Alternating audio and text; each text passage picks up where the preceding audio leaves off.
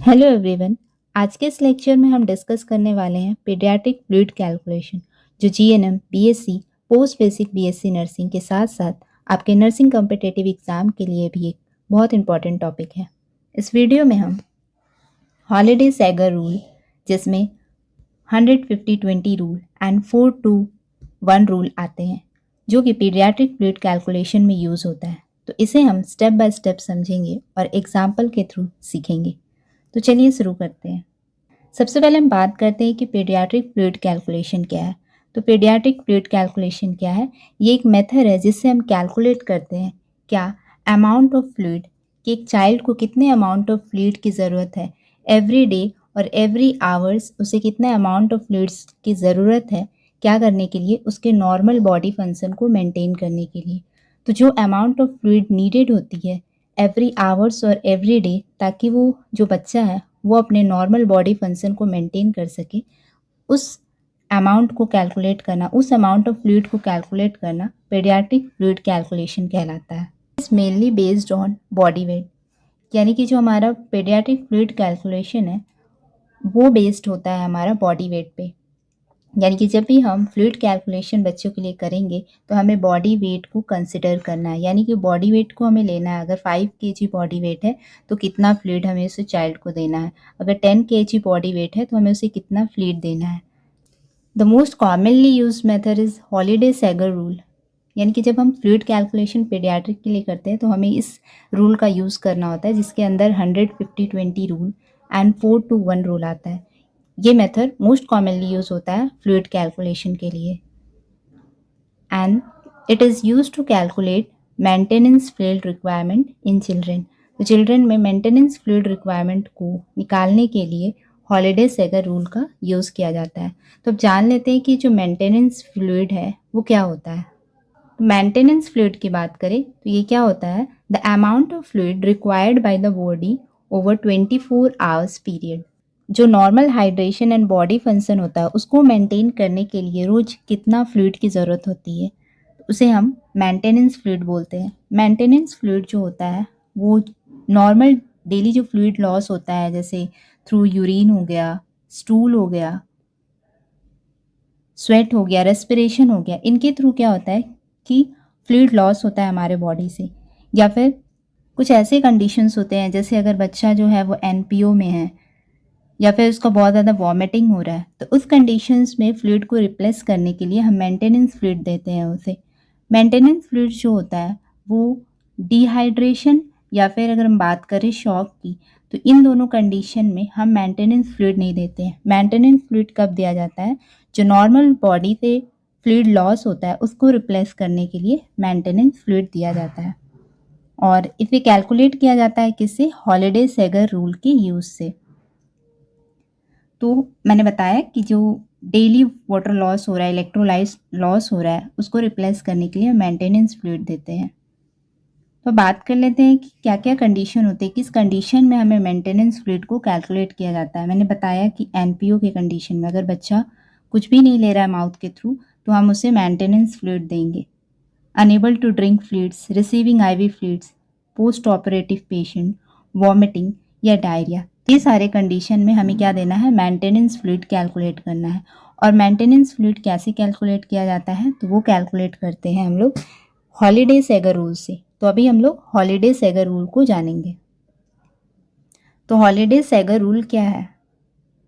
Holiday Segar rule is the standard method to calculate the maintenance fluid requirement in pediatric patient based on their body weight।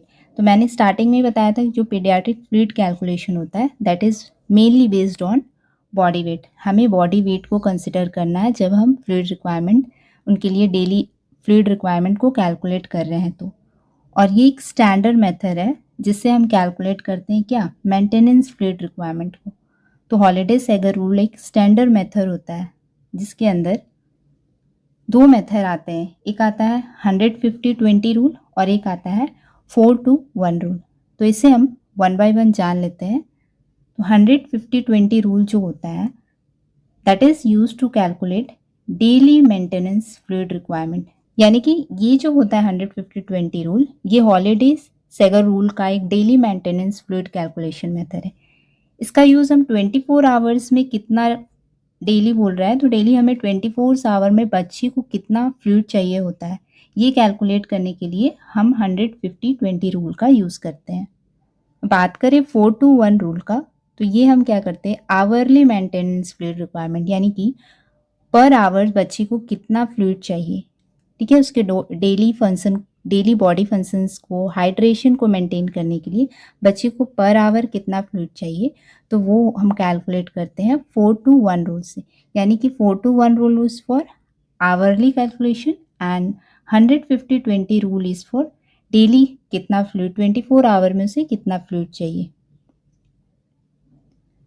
तो ये जो daily fluid requirements है ml per hour, ये कौन सा rule है हमारा, 150-20 rule. तो हम 150-20 रूल इसका फॉर्मूला जान लेते हैं। यहाँ पर देखिए, यहाँ दिया हुआ है चार्ट कि इस जगह में आपका क्या लिखा हुआ है, पूरा वेट लिखा हुआ है, और वेट के अकॉर्डिंग हमें यहाँ पर कितना फ्लूइड देना है उसे, क्योंकि हमारा जो फ्लूइड कैलकुलेशंस है पीडियाट्रिक का, वो किस पे बेस्ड होता है, डेली वेट पे। तो हम इस साइड में, एक साइड में वेट रखेंगे और एक साइड में उसे कितना फ्लूइड देना है।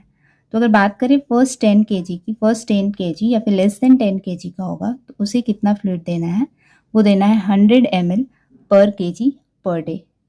अगर बात करें नेक्स्ट 10 kg या फिर 11 to 20 kg में, तो वो हमें 50 ml पर kg पर डे इतना फ्लूइड से देना है। और अबव 20 kg होगा तो 20 ml पर kg पर डे। तो यहाँ हमारा 150-20 ये आ गया, इस अकॉर्डिंग हमें फ्लूइड देना है, इसीलिए हम इसे 150-20 रूल कहते हैं। डेली फ्लूइड कैलकुलेशन के लिए होता है। हम इसे एग्जाम्पल के साथ देख लेते हैं ताकि आपका जो कॉन्सेप्ट है और अच्छे से क्लियर हो जाए। तो यहाँ पर एग्जाम्पल दिया क्या है, अ चाइल्ड वेट 8 kg।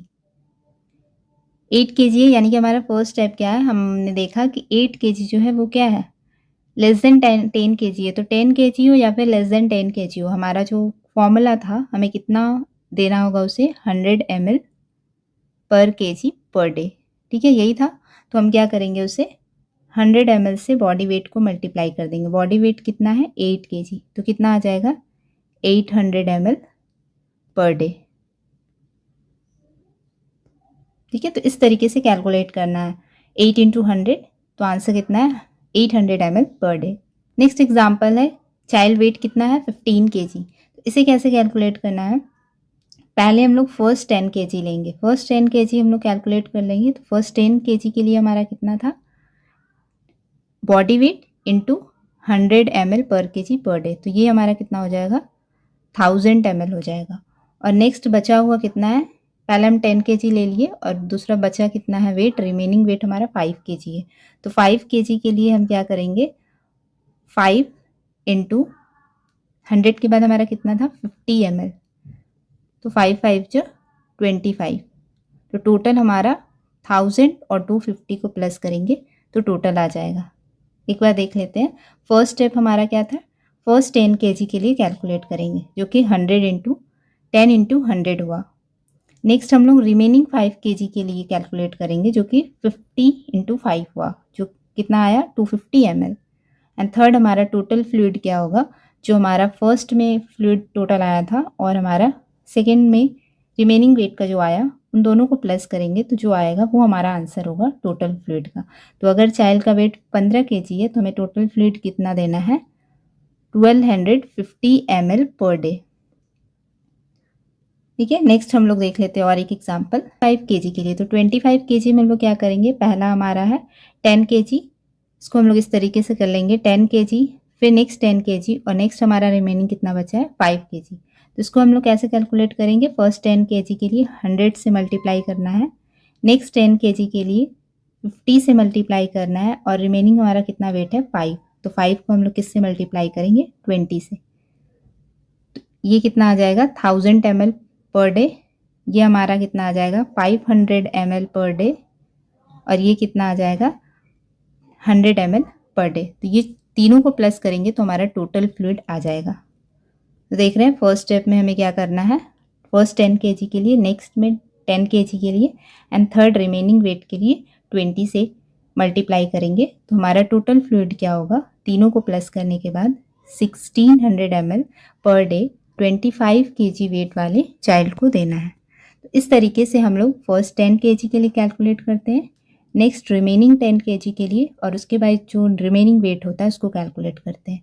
तो इस तरीके से हमें 100, 50 और 20 से बॉडी वेट को मल्टीप्लाई करना होता है, इसीलिए इसे हम 100, 50, 20 रूल कहते हैं। आगे मैं आपको इसका शॉर्टकट भी दिखाऊंगी, आपको इस तरीके से कैलकुलेशन नहीं करना है। अगर आप पीडियाट्रिक डिपार्टमेंट, इमरजेंसी डिपार्टमेंट में काम कर रहे हैं तो उस जगह पे आप तुरंत कैसे निकाल सकते हैं, शॉर्टकट ट्रिक मैं लास्ट में आपको बताऊंगी, जो कि आपके एग्जाम के लिए भी हेल्पफुल हो गया और साथ में आपको क्लिनिकल प्रैक्टिस में भी हेल्पफुल होगा। नेक्स्ट अब बात करते हैं hourly fluid calculation. Hourly fluid calculation जो है वो किसके लिए है? 4 to 1 रूल।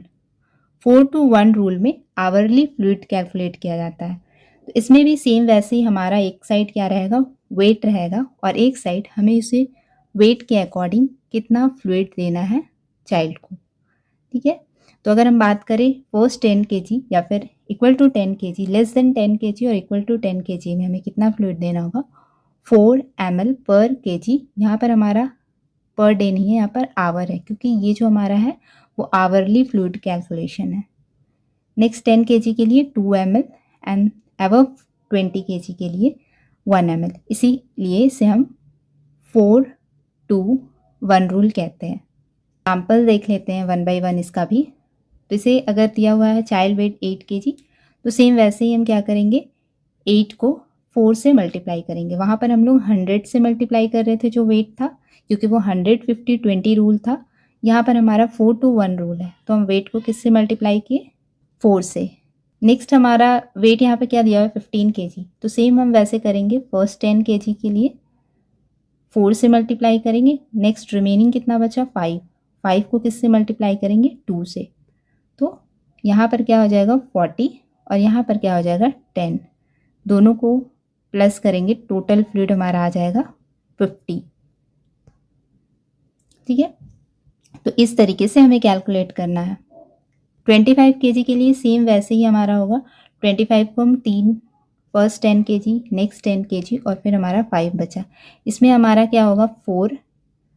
नेक्स्ट 10 kg के लिए हम 2 से मल्टीप्लाई करेंगे एंड थर्ड रिमेनिंग जो है उसके लिए हम 1। तो ये हमारा 4 to 1 हो गया। मल्टीप्लाई कर दिए 40, 20 एंड 5। ठीक है, 40, 25 टोटल को प्लस करेंगे तो हमारा आंसर टोटल फ्लूइड आ जाएगा कि हमें कितना फ्लूइड देना है। तो टोटल हमारा कितना है? 65 ml। 25 kg के लिए हमें 65 ml पर आवर देना है। और 25 kg के लिए जो हम लोग निकाले थे पर डे कितना देना होगा, वो कितना था? 1600 ml। तो इस तरीके से हमें कैलकुलेट करना है आवरली फ्लूइड कैलकुलेशन, और हमारा डेली कितना हमें फ्लूइड देना है वो तो हम हॉलीडे सैगर रूल से कैलकुलेट कर लेंगे। यहाँ शॉर्टकट देख लीजिए। शॉर्टकट हमारा ये जो है वो किसके लिए है? 4 to 1 रूल के लिए। 4 to 1 रूल का ये शॉर्टकट है। तो पहला जो हमारा 10 kg और लेस देन 10 kg वाला जो देखे थे वो वेट इंटू 4 ही होगा। ठीक है, आपको याद क्या रखना है? ये दोनों याद रखना है। एक है हमारा 10, 20 नेक्स्ट 10 kg वाला, जिसमें हम 40 प्लस करेंगे और जो भी रिमेनिंग वेट है उसको 2 से इंटू करेंगे। ठीक है, अगर हम बात कर लेते हैं नेक्स्ट 10 kg में हम लोग 15 kg लिए थे, तो 15 में हमें क्या करना होगा? 15 kg वाला जो है उसके लिए हमारा आ जाएगा ये वाला फॉर्मूला। तो हम क्या करेंगे? 40 प्लस हमारा रिमेनिंग वेट कितना हो रहा है? 5 इंटू 2, तो 40 एंड यहाँ 10 हो जाएगा, तो कितना आ जाएगा? 50 ml। तो इस तरीके से हमें कैलकुलेट करना है। अगर आपको रिमेनिंग वेट का निकालना है, ये वाला जो आपका होगा वो सेम होगा, वेट इंटू 4। नेक्स्ट के लिए ये याद रखिए। और नेक्स्ट अगर आपका अबाउट 20 kg का वेट आता है तो आपके लिए आपको ये याद रखना है, 60 प्लस रिमेनिंग वेट इंटू 1। तो आपको लंबा सा जो हम लोग बार बार कैलकुलेट कर रहे थे, मल्टीप्लाई कर रहे थे, देन टोटल कर रहे थे, वो सारा नहीं करना होगा। आपको बस ये स्टेप फॉलो करना है और आपका आंसर आ जाएगा। नेक्स्ट ये जो हमारा है वो किसके लिए है? 150 20 रूल के लिए है। 150 20 रूल के लिए सेम आपका लेस देन 10 kg और इक्वल टू 10 kg के लिए वेट इंटू 100 होगा, जो कि सेम है आपका, वहाँ पर भी यही फॉर्मूला था।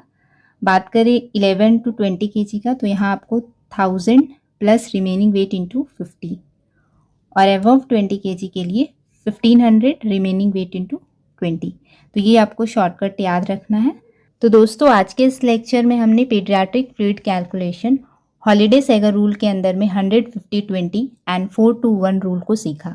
तो अगर इस टॉपिक से रिलेटेड आपको कोई भी क्वेश्चन या डाउट हो तो आप कमेंट सेक्शन में उसे ज़रूर पूछें। अगर आपको वीडियो अच्छी लगी हो तो वीडियो को लाइक, शेयर और चैनल को सब्सक्राइब करना ना भूलें।